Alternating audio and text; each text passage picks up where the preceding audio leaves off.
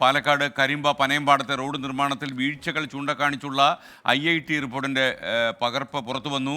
റോഡിന് തെന്നൽ പ്രതിരോധം കുറവാണെന്ന് 2021 തന്നെ ഈ റിപ്പോർട്ടിൽ പറഞ്ഞിരുന്നു.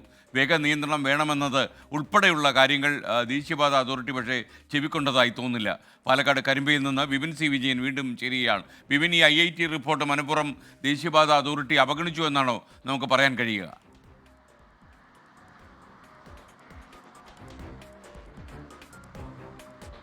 SKN ഈ മോട്ടോർ വാഹന വകുപ്പിന്റെ ഒരു അഭ്യർത്ഥന പ്രകാരമാണ് 2021 തന്നെ പാലക്കാട് IIT ഇത്തരമൊരു പഠനം നടത്തുകയും അതിന്റെ റിപ്പോർട്ട് നൽകുകയും ചെയ്തത്. ഈ പനയപ്പാടത്തെ സംബന്ധിച്ച് മാത്രമായിരുന്നു അന്നത്തെ പരിശോധന. അപ്പോൾ മോട്ടോർ വാഹന വകുപ്പിന് അന്നത്തെ ഈ നിർമ്മാണവും അന്ന് ഉണ്ടായിരുന്ന പ്രതിഷേധത്തെയൊക്കെ സംബന്ധിച്ച് ഒരു സംശയങ്ങൾ ഉണ്ടായിരുന്നു. ഇത് പ്രകാരമാണ് IITയോട് അത് പരിശോധിക്കാൻ ആവശ്യപ്പെടുകയും ചെയ്തത്. അപ്പോൾ ഇതിൽ വളരെ ഗുരുതരമായിട്ടുള്ള കണ്ടെത്തലുകളാണ് ഉണ്ടായിരുന്നത്.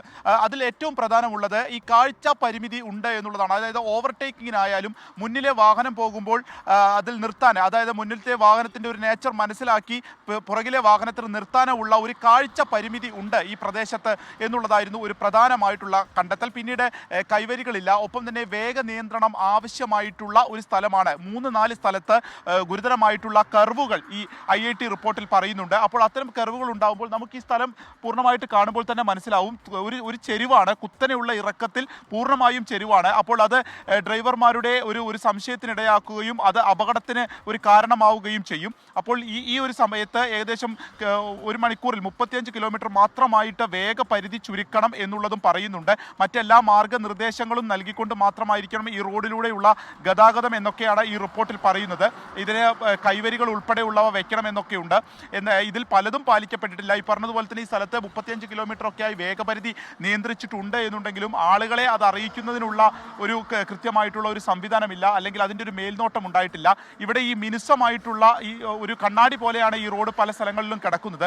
അപ്പോൾ അതിൽ പിന്നീട് ഇത്തരത്തിൽ ഇപ്പോൾ നമുക്ക് ഈ കാണുന്നത് പോലെ തന്നെ ഇങ്ങനെ ഒരു ചുരണ്ടിയ നിലയിലാണ് ഈ റോഡിലുള്ള ടാറ് ഇടയ്ക്ക് ഇളക്കി ഈ ചുരണ്ടിയ നിലയിലാണ്. ഇത്തരം ഒരു ഗ്രിപ്പിംഗ് തീരെയില്ല. അപ്പോൾ ഈ ഗ്രിപ്പിംഗ് വേണമെന്നുണ്ട്. അങ്ങനെ ഒരു ഗ്രിപ്പിംഗ് റെസിസ്റ്റൻസ് ആയിട്ടുള്ള ഒരു ഏരിയ ആയിട്ടല്ല IIT റിപ്പോർട്ടിൽ ഇതിനെ എടുത്തു പറഞ്ഞിട്ടുള്ളത്. അപ്പോൾ ഇതിനെ എങ്ങനെ ഈ ഒരു പരിഹാര മാർഗ്ഗങ്ങൾ ചെയ്യാമെന്നുള്ളത് ഇതുവരെയും അതിലൊരു പഠനം നടന്നിട്ടില്ല. 2021 ഈ റോഡിന്റെ നവീകരണം നടക്കുന്നത്. ആ സമയത്ത് തന്നെ ഈ റിപ്പോർട്ട് ഉണ്ടായിരുന്നു. അങ്ങനെയാണെങ്കിൽ അതിൽ പറഞ്ഞിട്ടുള്ള പല കാര്യങ്ങളും പല മാർഗനിർദ്ദേശങ്ങളും പാലിച്ചിരുന്നു എന്നുണ്ടെങ്കിൽ ഇപ്പോഴത്തെ ഈ പ്രതിസന്ധികളെല്ലാം ഒഴിവാക്കാമായിരുന്നു എന്നുള്ളത് ഒരു വസ്തുതയാണ്. കുറച്ചുകൂടി ജാഗ്രത പുലർത്തിയിരുന്നു എന്നുണ്ടെങ്കിൽ അപകടങ്ങൾ കുറയ്ക്കാമായിരുന്നു എന്നുള്ളതും ഒരു വസ്തുതയായി നിൽക്കുന്നു. അതുകൊണ്ട് തന്നെ ഇന്നത്തെ ഒരു പറഞ്ഞതുപോലെ തന്നെ നമുക്ക് ഇന്നൊരു സുരക്ഷാ ഓഡിറ്റിംഗ് ഉണ്ട്. അപ്പോൾ അതിലെങ്കിലും ഇതൊക്കെ പാലിക്കപ്പെടും എന്നുള്ള പ്രതീക്ഷ മാത്രമാണ് ഈ പനയമ്പാടത്തെ സംബന്ധിച്ച് നിലവിലുള്ളത്. ഒരു വീഴ്ച സംഭവിച്ചിട്ടുണ്ട് എന്നുള്ളതും വ്യക്തമാവുകയാണ്. SKN. വിപിൻ സി വിജയനാണ് പനയമ്പാടത്ത് നിന്ന് തത്സമയം ചേർന്ന്